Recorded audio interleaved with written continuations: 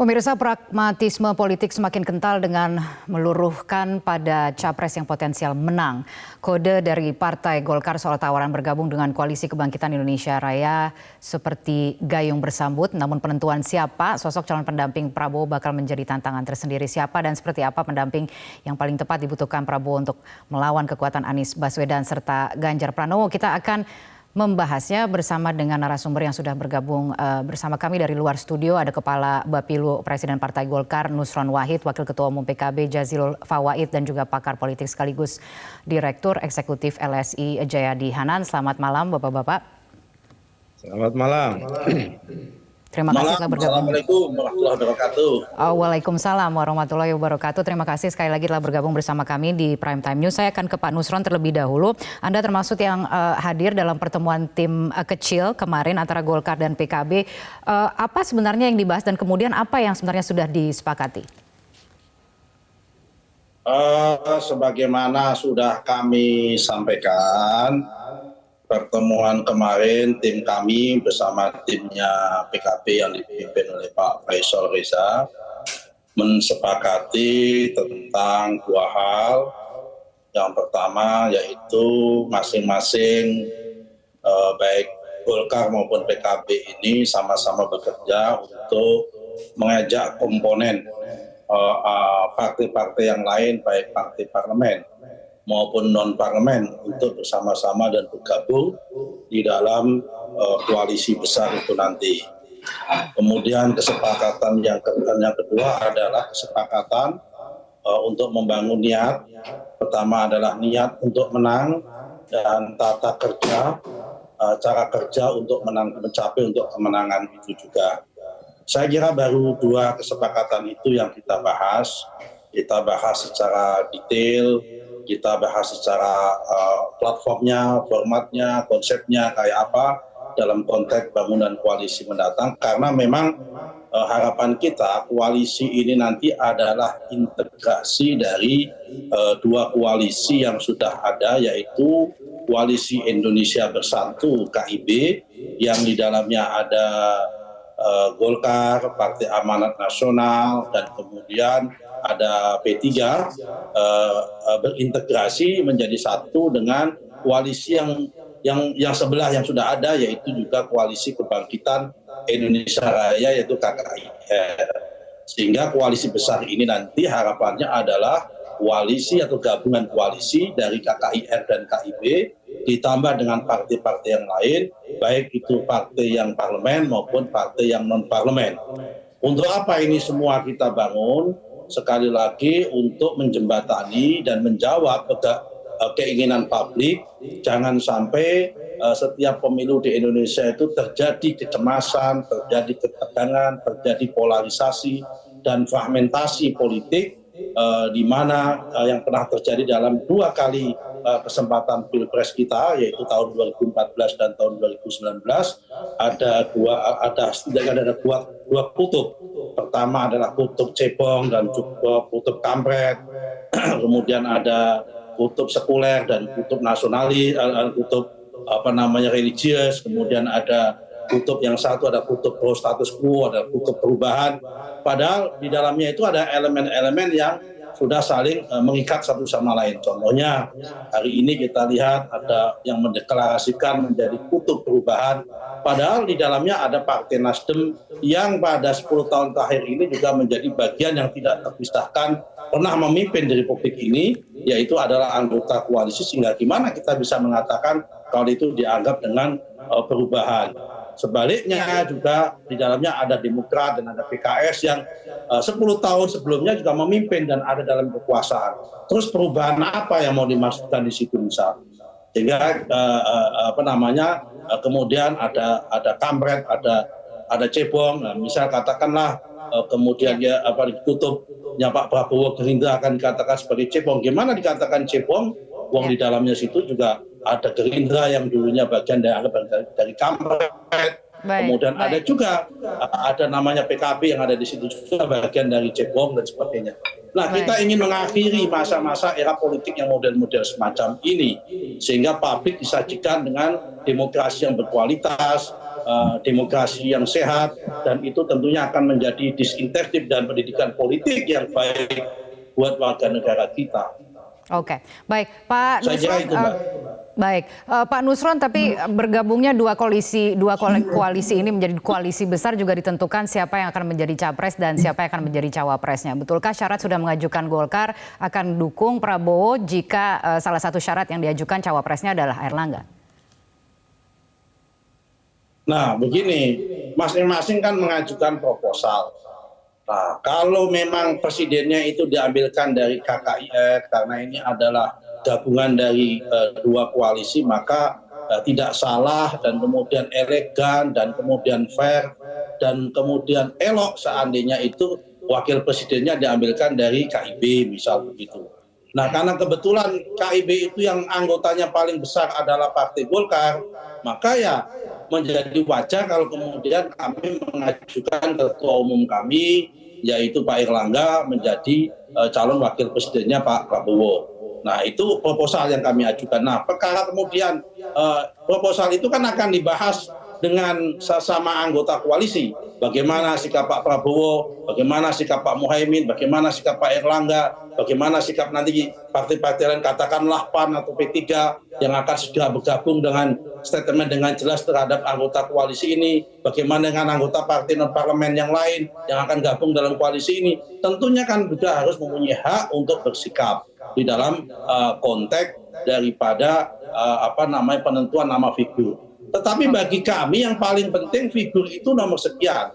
Karena kami meyakini bahwa soal figur pada saatnya para petinggi-petinggi partai, para ketua umum partai anggota koalisi ini akan mencapai titik tertentu pada titiknya pada waktunya. Selama kita yang penting adalah mempunyai niat yang sama, yaitu niat untuk menang, dan platform serta pola kerja yang sama, yaitu platform dan pola kerja untuk mencapai kemenangan. Itu dulu kata kunci yang mau kita bangun. Baik, saya ke Pak Jazilul kalau begitu yang kebetulan juga sudah berhadir dari tadi senyum-senyum. Pak Jazilul ingin menanggapi bagaimana sikap dari PKB terhadap proposal yang diajukan oleh Golkar ini.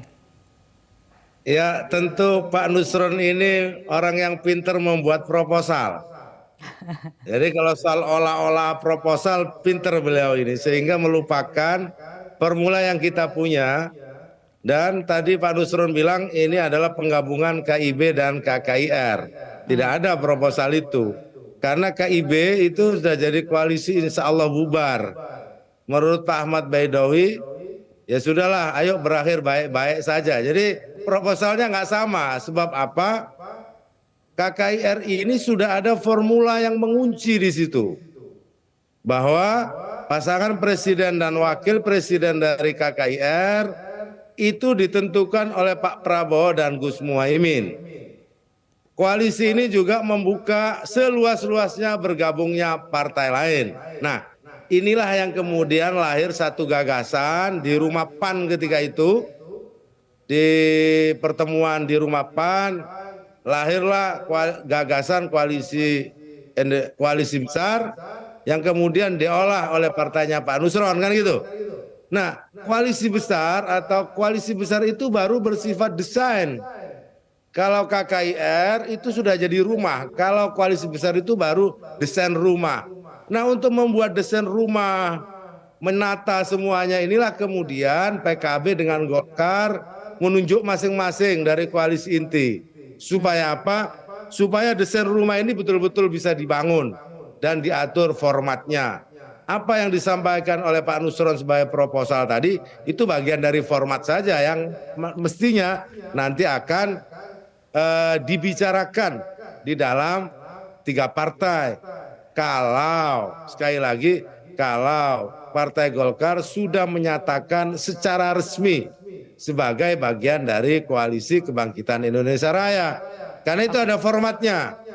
Tapi kalau misalkan PKB menyatakan Koalisi Indonesia Bersatu, ya nggak ada formatnya di situ. Makanya apa yang disampaikan oleh Pak Nusron tadi, itu bagian dari format, tawaran formulasi. supaya lebih gampang. Sampai juga pada ide-ide bagaimana format ini juga menghilangkan polarisasi. Lebih jauh lagi, sampai format ini juga menghadirkan kemenangan. Nah, padahal pada intinya sesungguhnya bagaimana koalisi teknis ini tetap menyusun formasi, melakukan pertemuan-pertemuan, nanti pada ujungnya para pimpinan, ketua umum, Pak Prabowo dan Gus Muhaimin menentukan siapa pasangan capres dan cawapresnya. Itu urusan para ketua umum, kata Pak Nusron. Pak Nusron pinter untuk membuat klasifikasi begitu. Itu urusan ketum-ketum. Tapi sampai hari ini partainya Pak Nusron belum bergabung. Iya. Tapi yang kita tahu ada koalisi inti antara PKB dengan Golkar yang dimaksudkan dan dibentuk untuk memuluskan jalannya pertemuan antara ketiga partai, paling tidak yang kita ketahui begitu ya. Apakah kemudian ini peleburan antara dua koalisi atau satu partai bergabung dengan satu koalisi? Ini sesuatu yang sepertinya masih cair sekali begitu ya, atau seperti apa? Karena kami mendengar bahwa jangan sampai kemudian ya soal cawapres, karena kan masing-masing partai ini seperti menawarkan cawapresnya masing-masing, saling antri untuk menawarkan cawapresnya begitu ya, agar kerangka koalisi ini kemudian bisa menjadi satu begitu dengan dukungan satu yang diberikan kepada Pak Prabowo sebagai capres dari koalisi yang nanti akan dibentuk. Saya ingin bertanya ke Pak Jayadi seperti apa melihatnya, tapi sebelum kita melanjutkan perbincangan ini kita harus jeda terlebih dahulu. Pemirsa, Anda kembali bergabung bersama kami di Prime Time News. Saya langsung ke Pak Jayadi Hanan. Pak Jayadi Hanan, kalau melihat saling salib menawarkan cawapresnya masing-masing dari PKB, dari Golkar, ini siapa sih sebenarnya yang lebih berpeluang dan apa alasannya kalau menurut Pak Jayadi? Ya, memang salah satu yang paling rasional bagi Golkar, bagi Pak Airlangga adalah merapat ke salah satu capres yang populer yang sekarang berada di posisi teratas, dan itu berarti tawaran tertingginya adalah cawapres kan gitu.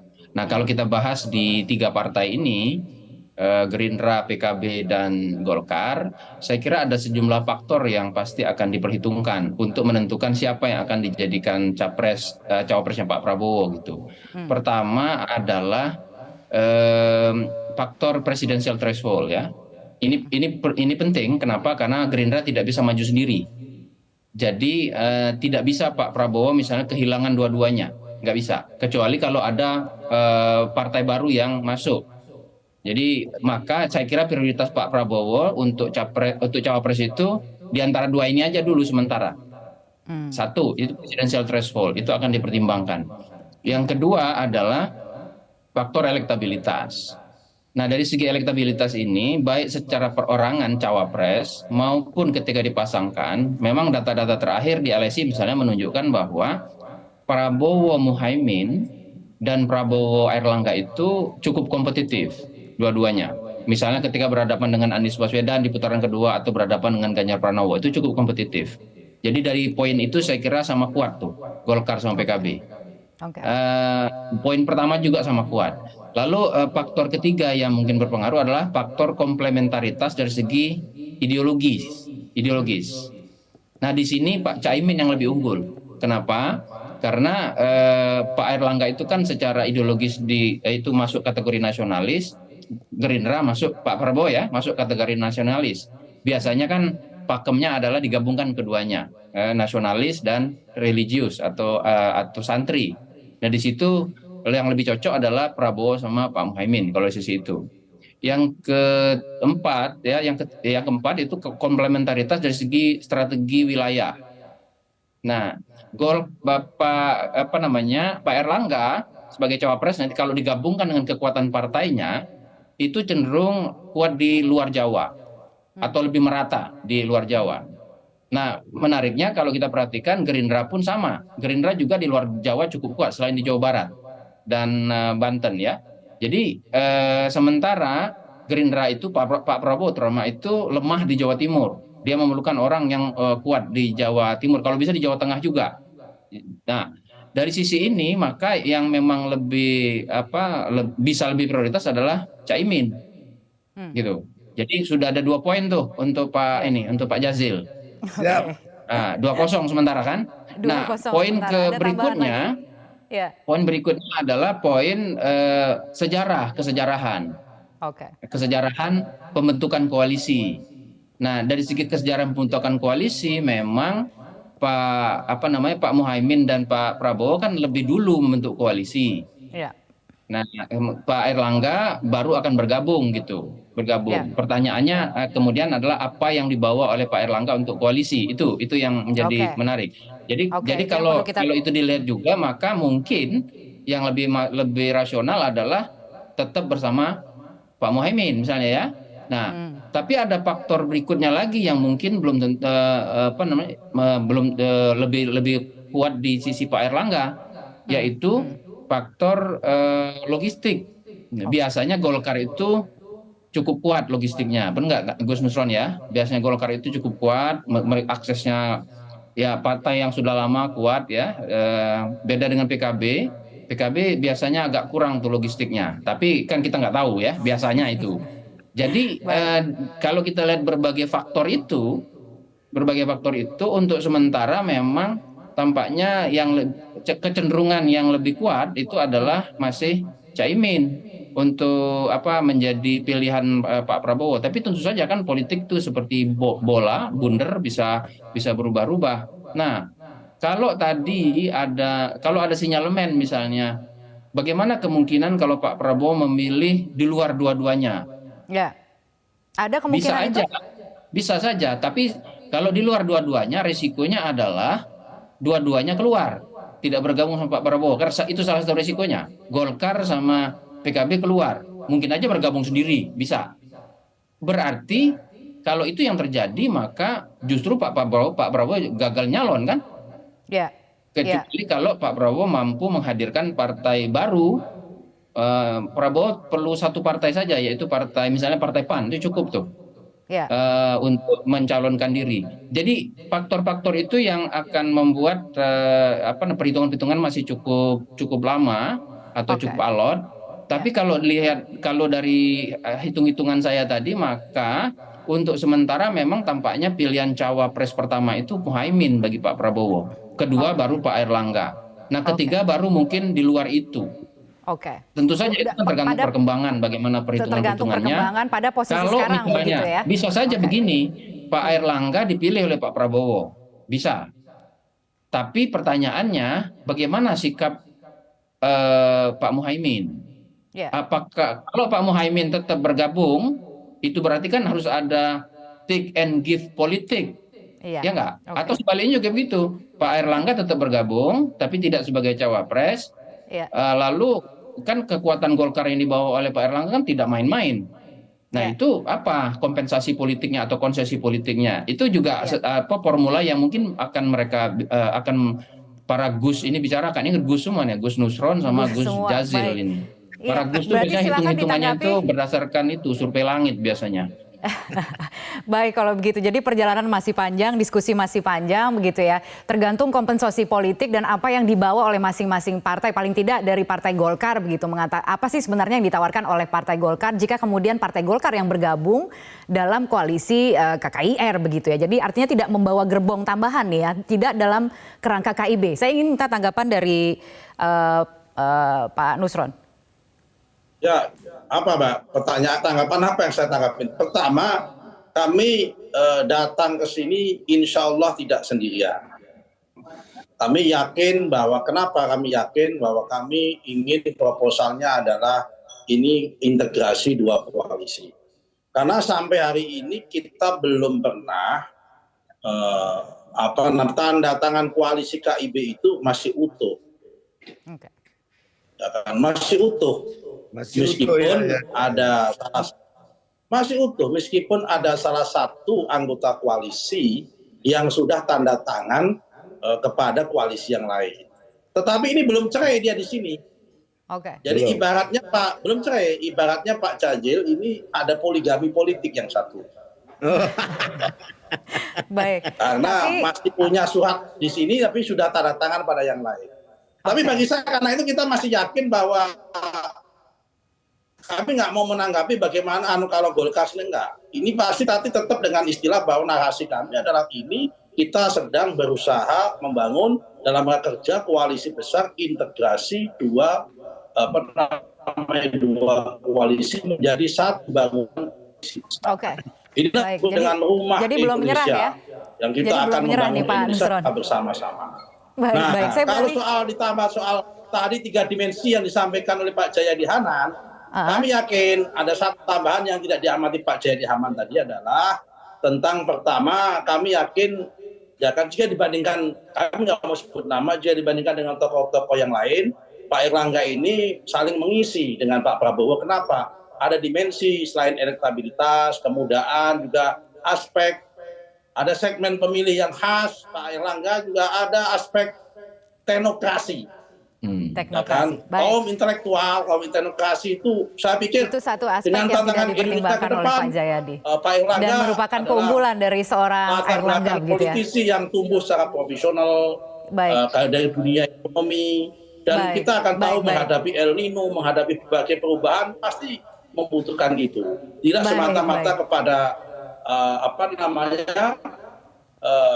primordial base, ada santri, non santri dan sebagainya, tetapi ada bagaimana membangun Indonesia ke depan yang lebih capable, lebih baik dan lebih manageable begitu. Saya kira. Oke, baik. Langsung ke Pak Jazilul kalau begitu untuk menanggapi, Pak. Silakan, Pak. Ya, saya ulangi lagi bahwa ide-ide yang disampaikan Pak Nusron itu memang perlu diwujudkan, dan PKB membantu untuk mewujudkan itu sebenarnya. Sehingga apa yang menjadi keinginan Golkar untuk menjadi tim inti, ayo. Membuat tim teknis, ayo. Nah, sehingga Pak Nusron bisa melakukan rapat-rapat untuk menyusun arah ke depan. Namun sekali lagi saya sampaikan bahwa setahun yang lalu kami sudah punya formula yang kata Pak Jayadi tadi, ini sudah pakem formulanya, kecuali nanti dibicarakan oleh Ketua Umum bahwa Presiden dan Wakil Presiden itu ada di tangan Pak Prabowo dan Gus Muhaimin. Namun kita tidak menutup meskipun misalkan ada bahasa poligami politik segala kata Pak Nusron itu kan hanya istilah saja, bahwa memang KIB tidak solid kan gitu. Namun diungkapkan sebagai solid itu biasa saja di dalam politik. Nah, KIR menjalankan apa yang menjadi mandatnya saja, bahwa koalisi ini bisa diperluas. Siapa tahu nanti Pak Nusron ngajak PAN misalkan, kan koalisi Indonesia Bersatu itu lebih besar lagi. Nah, nanti disitulah ditata sehingga apa yang menjadi pekerjaan tim ke depan ini lebih menantang, dan sekaligus apa yang menjadi harapan Pak Muhaimin, harapan Pak Prabowo untuk kemudian menjadi koalisi yang memenangkan pemilu itu terbukti nyata. Kira-kira begitu kan ya. Termasuk tidak dipilih begitu, tidak dipinang gitu cawapresnya dari baik itu dari PKB maupun dari Golkar ya. Kalau itu sudah ada pakemnya. Nggak mungkin tidak dipinang karena di dalam koalisi KIR itu Pak Prabowo dan Gus Muhaimin itu duduk sejajar. Baik. Saya kira Pak Jazil. Mohon maaf tapi waktunya sudah habis. Mohon maaf, mungkin nanti bisa kita lanjutkan di lain kesempatan. Terima kasih sekali lagi bahwa Pak telah bergabung bersama kami di Prime Time News. Kita